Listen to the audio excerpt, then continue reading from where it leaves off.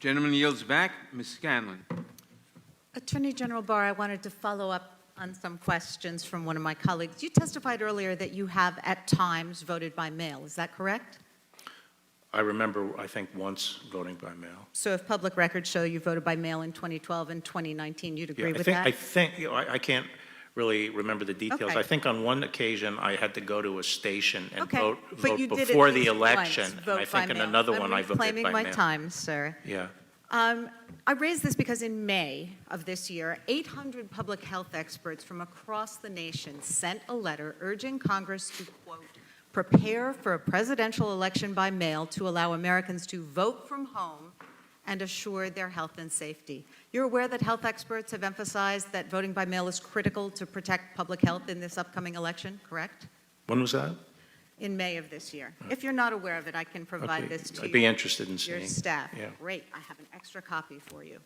So that public health advice is really important to citizens in the Commonwealth of Pennsylvania because we have a large population of seniors who are at higher risk for the coronavirus. They shouldn't have to choose between risking their lives and exercising their right to vote. But the problem we're facing is that the president has repeatedly sought to cast doubt on the security of mail-in ballots, saying that the 2020 election could be rigged with, quote, millions of mail-in ballots printed by foreign countries, end quote. And you, sir, have repeated this disinformation. Well, it's not Barr, disinformation. I don't have a question for you yet. Here it comes, though. Last month, you echoed the president's conspiracy theory when you suggested in at least 3 interviews that, quote, foreign countries could manufacture counterfeit ballots, end quote, to influence the presidential election, correct? You did that in at least 3 interviews? Yes. Okay. But in fact, you have no evidence that foreign countries can successfully sway our elections with counterfeit ballots, do you? No, I don't, but I have common Okay. sense. Okay, well, and that's what you responded when you were directly challenged on that. You said, no, you didn't have evidence, but it was obvious. According to state election officials, your alleged concerns here are not obvious, but in fact are outrageous. Every state in the union has absentee ballots. 2/3 of the states allow for vote by mail for any reason.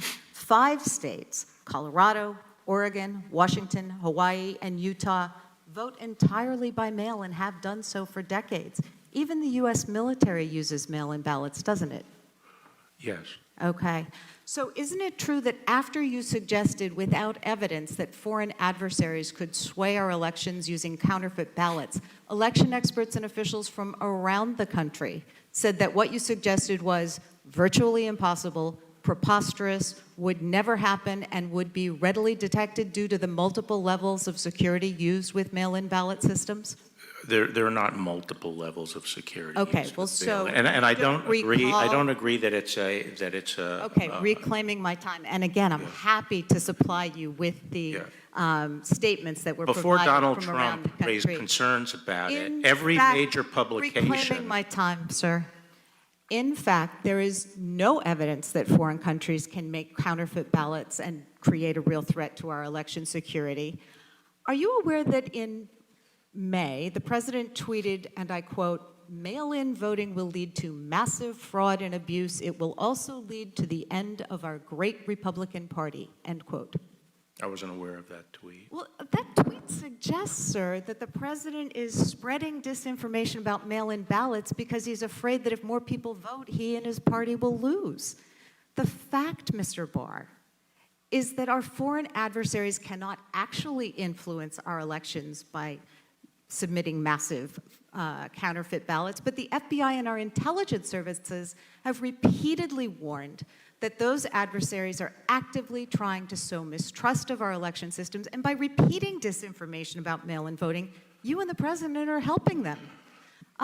Just switching gears, you would agree. Well, that I'd like an opportunity to respond You would agree to that that. prosecutors who make political contributions are identifying fairly strongly with a political party, wouldn't you?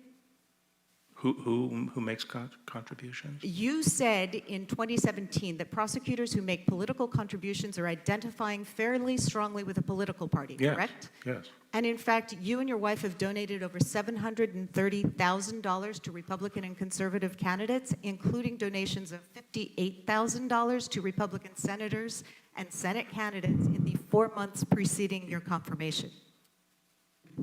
That's correct, Are you isn't it? surprised I'm a Republican? Is that correct that you made those donations, Over a long period of time. including just before?